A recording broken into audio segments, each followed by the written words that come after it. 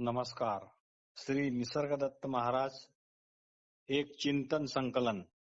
श्री निसर्गदत्त महाराज एक चिंतन संकलन भाग 100. श्री निसर्गदत्त महाराज म्हणतात, आपणाला आपला पाठपुरावाच करता येत नाही. आपणाला आपला पाठपुरावाच करता येत नाही, तशी आपली इच्छा पण नाही. पाठपुरावा म्हणजे मी कोण आहे किंवा मी खरोखरच काय आहे याचाच शोध घेणे. पाठपुरावा म्हणजे मी कोण आहे, मी खरोखरच काय आहे याचा शोध घेणे होय. काही लोकांना तर हा प्रश्नच मुळात मूर्खपणाचा वाटतो किंवा हास्यास्पद वाटतो.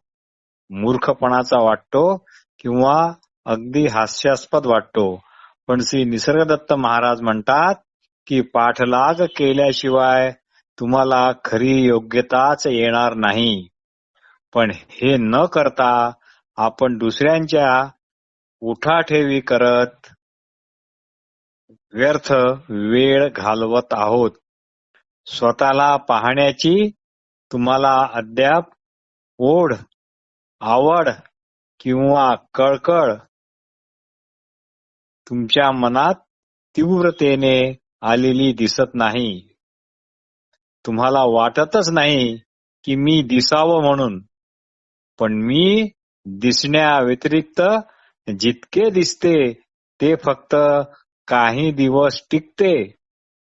ते फक्त काही दिवस असेल, नंतर मात्र ते नासेल. ते काही दिवस असेल, नंतर मात्र ते नासेल.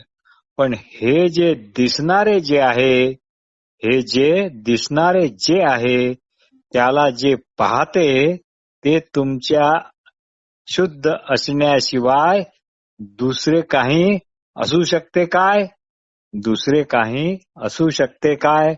पण त्याला आपण ओळखत नाही. दिसते ते आपण नाही. म्हणून लक्षात ठेवा, दिसते ते आपण नाही, पाहते ते आपण आहोत. पाहते ते आपण आहोत. आपणाला ज्याने स्पष्ट जाणले त्याचे काम तमाम झालेच समजा. आपल्या स्वतःला ज्याने स्पष्ट जाणले त्याचे काम तमाम झाले म्हणूनच समजा. ब्रह्मज्ञानाचा साधा अर्थ आहे. ब्रह्मज्ञानाचा साधा सरळ एकच अर्थ आहे की आपल्याला आपण ओळखणे. आपल्याला आपण ओळखणे. दिसते तसे आपण नसून पाहतो तसे आपण आहोत. दिसणे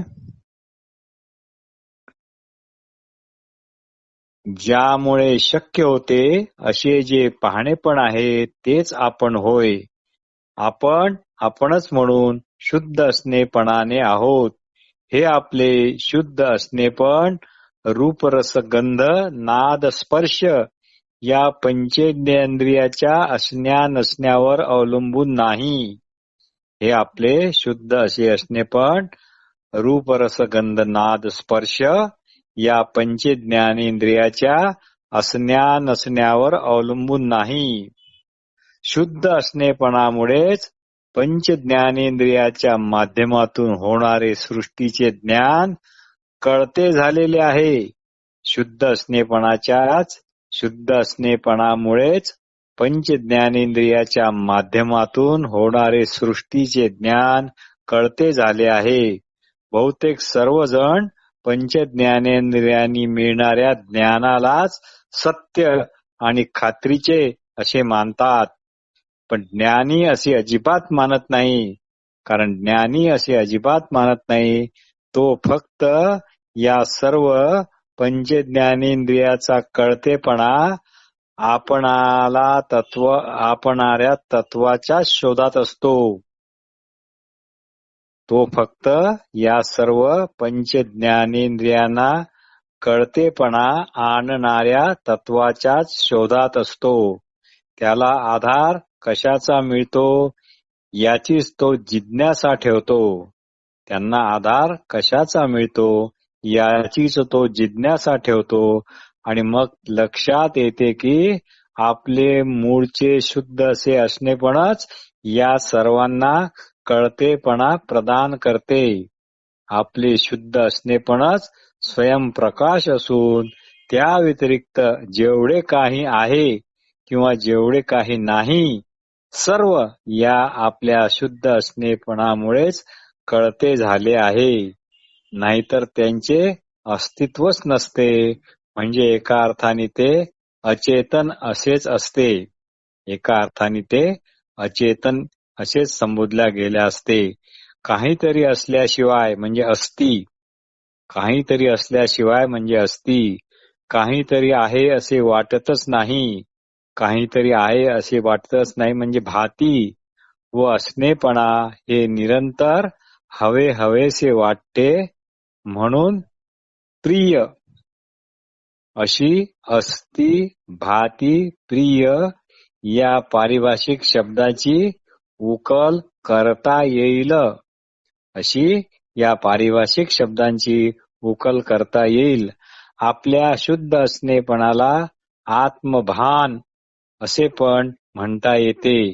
यालाच मुंडक उपनिषदात अनेत्र, अजिह्व, अपादपाणी असे म्हटलेले आहे. या आपल्या शुद्धपणाच्या प्रकाशामुळे द्रष्टा व दृश्य यामध्ये रूपरस गंध नाद स्पर्श हे सगळे आले. दृश्यामध्ये रूपरस गंध नाद स्पर्श हे सर्व आले. या सर्वांनाच दृश्य अशी एकच संज्ञा आहे. तर या सर्वांना असणेपणाचाच प्रकाश मिळून ते प्रकाशित होत राहतात. या सर्वांना असणेपणाचाच प्रकाश मिळून ते प्रकाशित होत राहतात. ब्रह्म जिज्ञासा म्हणजे मुळात हा शुद्ध असणेपणा आहे तरी काय याचीच उत्सुकता वाटणे होय. ब्रह्म जिज्ञासा म्हणजे मुळात हा शुद्ध असणेपणा आहे तरी काय याचीच उत्सुकता वाटणे होय. यालाच शास्त्रात दृक् मीमांसा असे म्हणतात. यालाच शास्त्रात दृक् मीमांसा असे म्हणतात. दृक्च्या अनुसंधानासाठी रूप रस गंध नाद स्पर्शात्मक दृश्यांचा वैताग किंवा द्वेष करण्याची काहीही गरज नाही.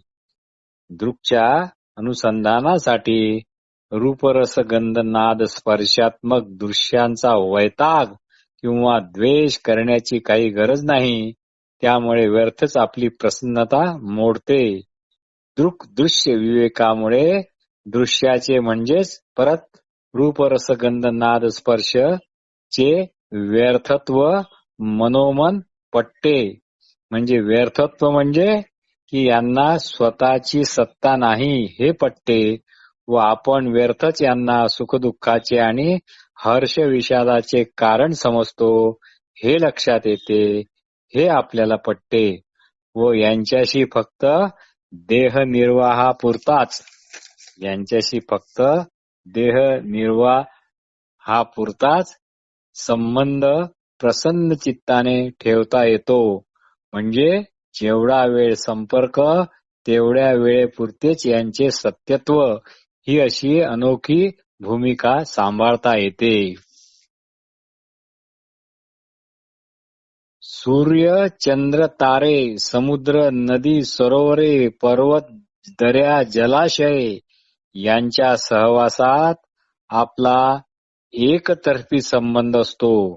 त्यामुळे त्यांच्या सहवासात प्रसन्न वाटते. हा असा एकतर्फी संबंध नसता तर त्यांचा सहवास ही एक प्रचंड डोकेदुखी ठरली असती. म्हणून सूर्यचंद्र तारे पर्वत इत्यादीशी आपला एकतर्फी संबंध असतो. तसाच एकतर्फी संबंध आपण जर जीव जगताविषयी ठेवला तर किती चांगले होईल. दृक् सत्य म्हणजे केवळ दृक् सत्ता म्हणजे केवळ शुद्ध असणे, पण ही सर्वात अगोदरची आहे. दृक् सत्ता म्हणजेच काय? आपले शुद्ध असणे, पण ही सत्ता सर्वात अगोदरची आहे, आधीची आहे. म्हणजे याचा अर्थ प्राचीन आहे, सनातन आहे, हजारो करोडो वर्षापूर्वीची आहे असा अर्थ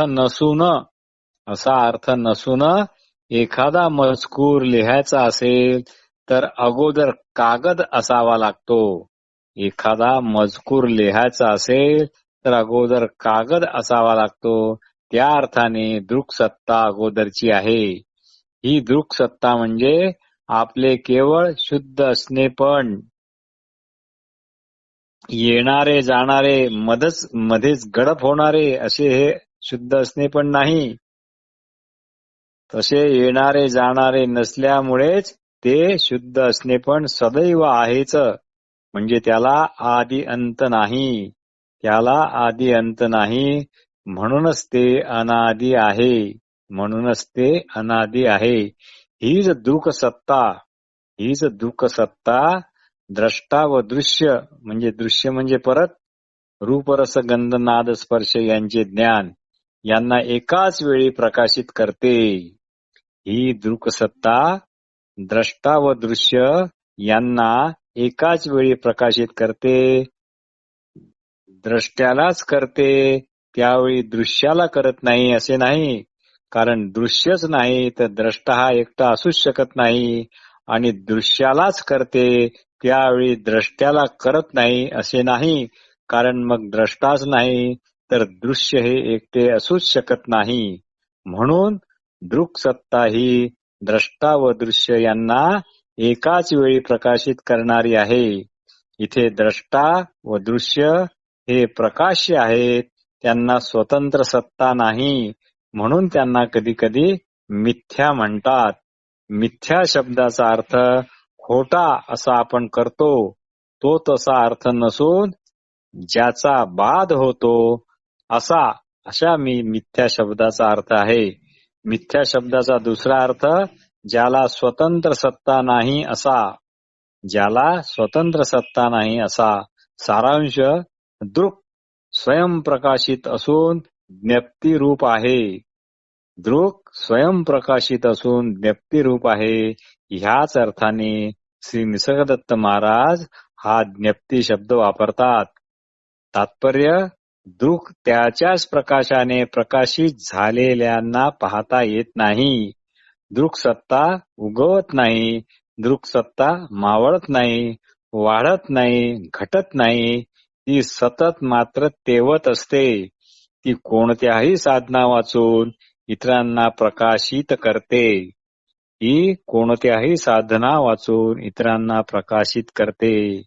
being self luminous, it illumines everything else. ही दृक् सत्ता उगवत नाही, मावळत नाही, म्हणूनच हिला निसर्गदत्त महाराज अनबॉर्न असे म्हणतात. म्हणूनच हिला अनबॉर्न म्हणतात. वांझेचे मूल अशा अर्थाने हा अनबॉर्न शब्द नाही, हे पक्के लक्षात ठेवा. वांझेचे मूल अशा अर्थाने हा अनबॉर्न शब्द नाही. हा शुद्ध असणेपणा आहे, जो अनादि अनंत आहे. हा शुद्ध असणेपणा आहे, जो अनादि अनंत आहे. Pure witness consciousness is not existent. दृक् हे स्वयं विभाती स्वरूपाचे आहे. दृक् हे स्वयं विभाती स्वरूपाचे आहे. स्वयं विभाती म्हणजे ज्ञानरूप अशी स्वयं ज्योती. स्वयं विभाती म्हणजे ज्ञानरूप अशी स्वयं ज्योती नित्य प्रकाशमान ही सर्व वृत्तींना प्रकाशित करते. म्हणून या दृक्चे ज्ञान कोणत्याच वृत्तीने होत नाही. कारण वृत्तीच हिच्यामुळे प्रकाशमान झालेल्या आहेत, प्रकाशित झालेल्या आहेत. दृक्ला स्वसंवेद्य असे पण म्हणतात. हिला कशानेच जाणता येत नाही. ज्ञाताची किंवा कुठल्याच ज्ञान साधनाची हिला जाणण्याची कुवत नाही.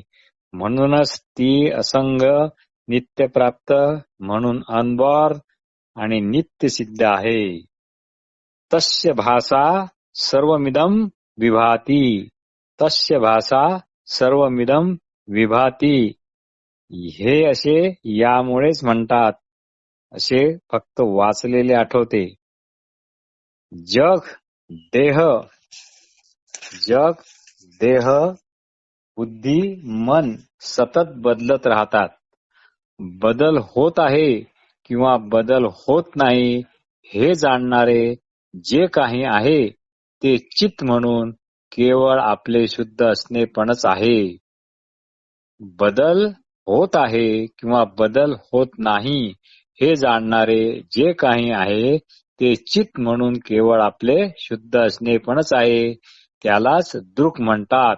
ते आपल्या शुद्ध असणेपणाशिवाय दुसरे काय असू शकते याचाच शोध घ्या. अन्नमय कोशाचे धर्म जसे स्त्री पुरुष, काळा गोरा, ठेंगणा उंच, रोगी निरोगी इत्यादी जे धर्म आहे, आपण उगीच कायाबुद्धी मानल्यामुळे ते आपलेसे केले आहेत. वस्तुतः तसे होणे म्हणजे स्त्री पुरुष, काळा गोरा, ठेंगणा उंच, रोगी निरोगी, वस्तुतः तसे होणे आपल्या हाती नाहीच. कारण हे सर्व देहधर्म आहेत. ते त्यांच्या धर्माप्रमाणे वागतात. तसेच कामना, संकल्प, संदेह, श्रद्धा, अश्रद्धा, धैर्य, लज्जा, काम, क्रोध, किळस ह्या सर्व वृत्ती आहेत. त्या पण आपण आपल्या म्हणून स्वतःवर लादून घेतल्या म्हणजे त्यांना माझ्या म्हटल्या. पण हे देहाचे धर्म व मनाचे धर्म याचे प्रकाशन करणारे हे तुमचे शुद्ध असणेपणच आहे. You are shining as a subject. You are shining as a subject and all else shines as object by only you. ही दृक्, ही ज्ञप्ती कोणत्याही इंद्रियांच्या साधने न वापरता सर्व देहधर्माचे, मनोधर्माचे एकाच वेळी केवळ एकाच माझ्या देहात नाही तर करोडो देहाच्या देहधर्माचे आणि मनोधर्माचे एकाच वेळी एकदम प्रकाशन करत आहे. हे जाणणे अतिशय महत्वाचे आहे. ते काय की कोणतीही इंद्रियादी साधने न वापरता सर्व देहधर्माचे, मनोधर्माचे एकाच वेळी केवळ एकाच माझ्या देहाच्या नाही तर करोडो देहांच्या देहधर्माचे आणि मनोधर्माचे एकाच वेळी एकदम प्रकाशन करत आहे. आणि केवळ शुद्ध असणेपणाच्या रूपाने तुम्हीच ते काम करत आहात. हे शुद्ध असणेपण कुणाचे वैयक्तिक नाही, ते केवळ व्यक्त आहे. हे शुद्ध असणेपण कुणाचे वैयक्तिक नाही, ते केवळ व्यक्त आहे. त्यामुळे ते सर्वच प्राणिमात्राच्या ठिकाणी व्यक्त रूपातच आहे. तुमच्या एकाच्या देहाच्या नसण्याने हे पण अतिशय महत्वाचे आहे. तुमच्या एकाच्या देहाच्या नसण्याने काही ज्ञप्तीत फरक पडत नाही.